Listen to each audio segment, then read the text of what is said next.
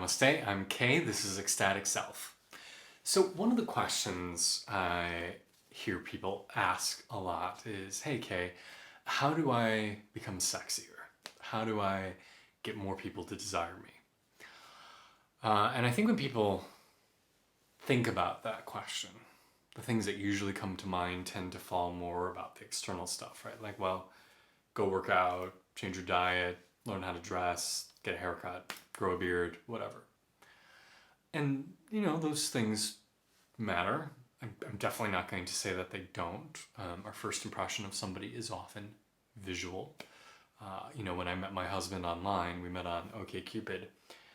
I'm not going to lie, his photos of him shirtless at the beach was part of the reason I replied so quickly. But there has to be more than that.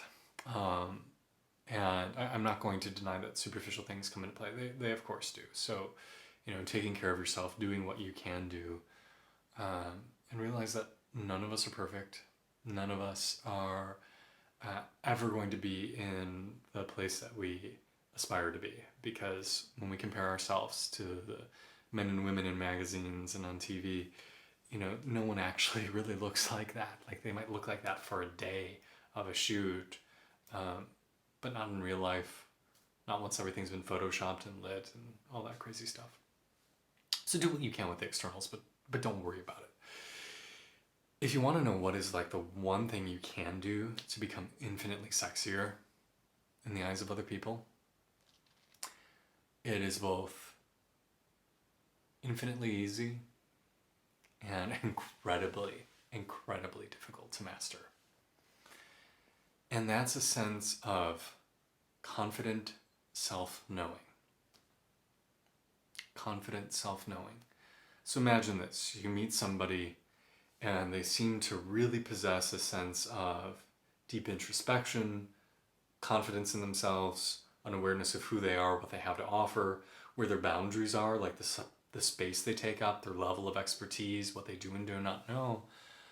They feel relaxed in their skin from that self-knowledge.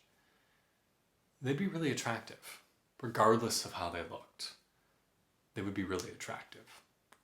So if you want to up your sexiness quota, and I'm not a big believer of fake it till you make it, I'm a big believer of put in the hard work and do what you can do to know yourself. Because once you know who you really are and you don't feel like you have to perform or act or play a role anymore, that's sexy. Once you know what you're capable of, and modest or with humility, know your boundaries. Say, I am capable of this, I am not that. I know this, I don't know that. Because we all have boundaries. The smartest person in the world has a limit to their knowledge. The strongest person in the world has a limit to their strength. So knowing what is your size in that way is sexy. Because with it comes a sense of not having to prove oneself, of gravitas, of just being with where we are, of humility. With self-knowing also comes a relaxed state of being, a sense of I don't have to rush, I don't have to try, I don't have to do, I can just be here with myself. And somebody who is at home with themselves is sexy. Someone who can just be at ease in their skin or be at ease in any situation that they walk into. That's sexy. So you might say, okay, that's all well and good. How do I cultivate that? Well, one, it's a journey. It's not just a quick sprint to get there. It's ongoing work for weeks and months and years, really for your entire lifetime. A great way to start, mindfulness or meditation, sitting in stillness every day, watching your breath, doing a mantra, doing visualization.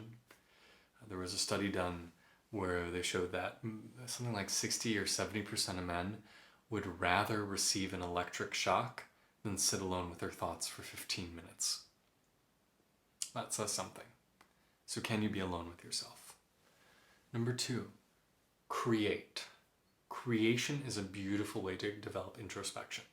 That might mean writing, journaling, painting, dancing, monologuing in the shower. It doesn't really matter, but when you create something, when you tell your story through some sort of medium, when you express yourself, you know yourself better. A third thing is to test your limits. Go do that thing you don't want to do. Go be brave. Go have courage. See what you're capable of and not capable of. Because in that trying, you'll learn more about what you're made of. You'll learn more about your limits and boundaries and your size. So go be brave.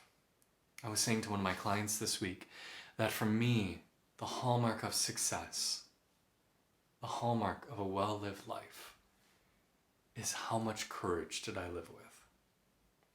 Because fame, money, power, those things don't matter. They disappear with time, with natural flow of events. But courage is something you can hold on to. And courage is a skill that can be cultivated, that we can practice daily. And that when I feel courageous, when I feel brave, when I do those things that scare me and I conquer them, I develop self-knowledge, I develop self-worth.